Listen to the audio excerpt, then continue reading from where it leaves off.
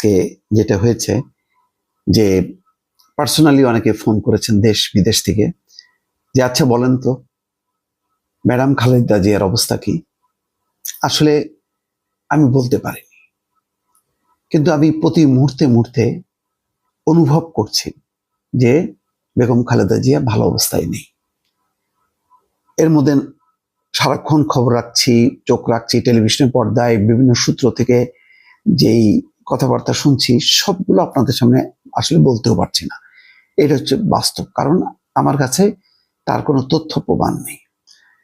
আচ্ছা, আপনাদেরকে একটা জিনিস দেখাই। এই যে দেখেন ছবিটা, দেখেন এই একটা ছবি, প্রধান উপদেষ্টার ছবি। তিনি আজকে এভার কেয়ার হসপিটালে বেগম খালেদা জিয়াকে দেখতে গিয়েছিলেন। দেখেন এই একটা ছবি, দেখেন আরো দেখাই আপনাদেরকে, আরো একটা ছবি দেখেন। ডাক্তার ব্রিফ করছে প্রধান উপদেষ্টাকে, তিনি বসে আছেন, দেখেন। আরো একটা দেখাই, আরো স্পষ্ট হবে। এই তিনটা ছবি দেখেন, দেখলেন? আচ্ছা, প্রধান উপদেষ্টা যে দেখতে গেছেন, কাকে দেখতে গেছেন? বেগম খালেদা জিয়াকে। বেগম খালেদা জি কোথায়? তিনি সিসিইউতে অথবা আইসিইউতে। তো প্রধান উপদেষ্টা মানে কাছের এই প্রান্ত থেকেও তো দেখতে পারতেন, এবং সেই ছবিটা যদি গণমাধ্যমকে দেখানো হতো তাহলে বোঝা যেত যে বেগম খালেদা জি কেমন আছেন। আমরা কিন্তু সেটা দেখতে পাইনি। গতকালকে 3 বাহিনীর প্রধান গেছে, আমরা কি দেখেছি যে 3 বাহিনীর প্রধান দেখছেন বেগম খালেদা জিয়াকে? না, আমরা দেখিনি। সাধারণত আইসিইউতে বা সিসিইউতে যেটা হয়, একটা দূরত্বে দাঁড়িয়ে দেখেন এবং সেই ছবি গণমাধ্যমে প্রকাশ হয়। তাহলে বোঝেন, এর থেকে বুঝতে পারছেন যে এই ধরনের কোনো ছবি নেই। এতে বোঝা যায় যে বেগম খালেদা জিয়ার কন্ডিশনটা কত খারাপ, যে ওই ছবিটা আসলে যদি প্রকাশ পায় তাহলে মানুষ বুঝতে পারবে যে বেগম খালেদা জিয়া সত্যি ক্রিটিক্যাল অবস্থার মধ্যে আছে। সেই কারণে এই ছবিটা রিলিজ করা হয়নি, যার জন্য যারা দেখতে গেছেন আমরা তাদেরকে দেখতে পাচ্ছি, কিন্তু যাকে দেখতে গেছেন তাকে কিন্তু আমরা দেখতে পাচ্ছি না। সেই বেগম খালেদা জিয়াকে কিন্তু আমরা আর দেখতে পাচ্ছি না। তারপরে আসেন দ্বিতীয় যে বিষয়টি, সবাই আমাকে জানতে চেয়েছে যে তারেক রহমান আসছে না কেন। কেউ বলছেন তিনি তো রওনা হয়েছেন, তিনি তো কাতারে আছেন, তিনি আজকে রাতে, এই যে রাতে আপনাদের সাথে কথা বলছে, আজকে আরো গভীর রাতে তিনি পৌঁছাবেন। সেখান থেকে হজরত শাহজালাল বিমানবন্দর থেকে হেলিকপ্টারে করে এভার কেয়ার হসপিটালে আনা হবে। তার জন্যই মহড়া চলেছে দুটি মাঠে। তারও কি কোনো প্রমাণ আছে? তারও কোনো প্রমাণ নেই।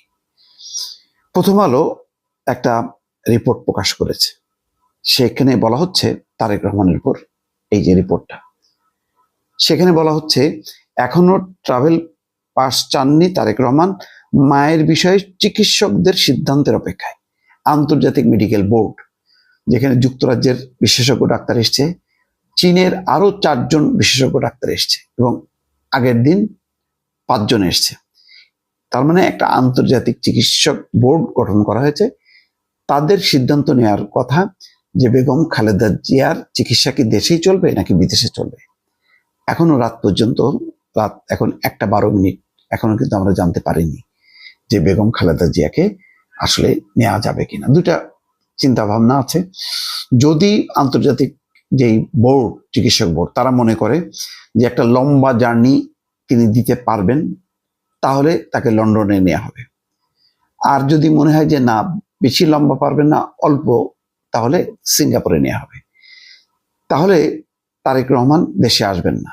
তারেক রহমানের ঐকান্তিক চাওয়া যে লন্ডনে আসুক তার মা, তাহলে দ্রুত চিকিৎসাটা করা যাবে। কিন্তু আসলে কি সেই কন্ডিশনে আছে? আমরা তো বেগম খালেদা জিয়াকে এখন দেখছি না। আর সিঙ্গাপুরে কি আসার মতো অবস্থায় আছে? আমরা তাও জানি না। আমরা যা জানি না তা নিয়ে যদি আমরা মন্তব্য করি তাহলে হবে বিভ্রান্ত ছড়ানো, গুজব ছড়ানো। দর্শক মাফ করবেন, আমি এই কাজটা করতে চাই না। আমি এখন যা যা বলছি সবগুলো আপনাদেরকে বোঝার জন্য।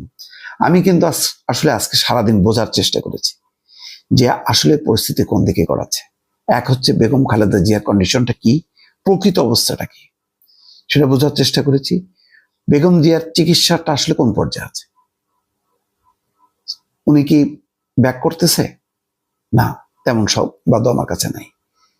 আবার পাশাপাশি দেখছি যে এরকম একটা শেষ মুহূর্তে তারেক রহমান কি আসবেনই না, না আসলে এটার প্রতিক্রিয়া কি হবে। সুতরাং বোঝার চেষ্টা করলাম, না সেটার একটা পেলাম যে না, হেলিকপ্টার যখন নাকি এভার কেয়ার হসপিটালের পাশে দাঁড়াবে, সেটা দুইটা হইতে পারে। একটা খুব খারাপ, সেটা আমি আর বললাম না। পজিটিভ যেটা, সেটা হলো ওই হেলিকপ্টার হয়তো হযরত শাহজালাল থেকে এই লোকজনের ভিড় বা যানজট টানজট এড়িয়ে একেবারে সাথে সাথেই শাহজালালে আসলেন, সেখান থেকে ক্যান্টনমেন্ট থেকে নিয়ে আসলো এভার কেয়ার হসপিটালে। আমি এটাই বুঝি, এর বাইরে আমি আর কিছু বুঝতে চাই না। দর্শক, আমার কাছে আসলে এইটুকুই তথ্য, এর বাইরে আর কোনো আপাতত তথ্য নেই। যেগুলো শুনছি সেগুলো আসলে বলতে পারছি না, আমাকে ক্ষমা করবেন।